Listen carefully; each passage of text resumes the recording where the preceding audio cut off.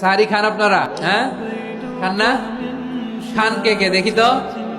মাশাআল্লাহ মাশাআল্লাহ, এই সুন্নত পালনের জন্য 1 নাম্বার। মাশাআল্লাহ, ঠিক আছে, পালন করবেন। আল্লাহর হাবিব বলেন তাসাহহারু ফা ইন্না ফিস সাহুরি বারাকা, তোমরা সাহারি খেও, কেননা সাহারির ভেতরে বরকত ঢুকায় দিয়েছে কে? একটা খেজুর, 1 গ্লাস পানি খেলো সারা দিন আপনাকে তরতাজা রাখে কে? তো সাহারির জন্য যেহেতু উঠতেই হয়, সাহারি খাওয়ার আগে বা পরে 2 রাকাত 4 রাকাত তাহাজ্জুদ পড়া যাবে না? রব্বুল আলামিন বলেন ওয়া মিনাল লাইলি ফাতাহাজ্জাদ বিহি নাফিলাতান লাকা আসা আইয়াবআসাকা রাব্বুকা মাকামান মাহমুদা। ও নবী, রাতের কিছু অংশ সময় তাহাজ্জুদের সালাত আপনি আদায় করবেন, কারণ এই তাহাজ্জুদ হলো আপনার জন্য নাফিলাতাল লাক, অতিরিক্ত ফরজ।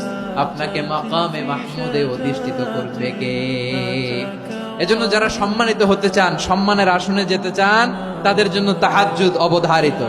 আমরা রমজানে সাহারির আগে তাহাজ্জুদ পড়তে চাই কি চাই না?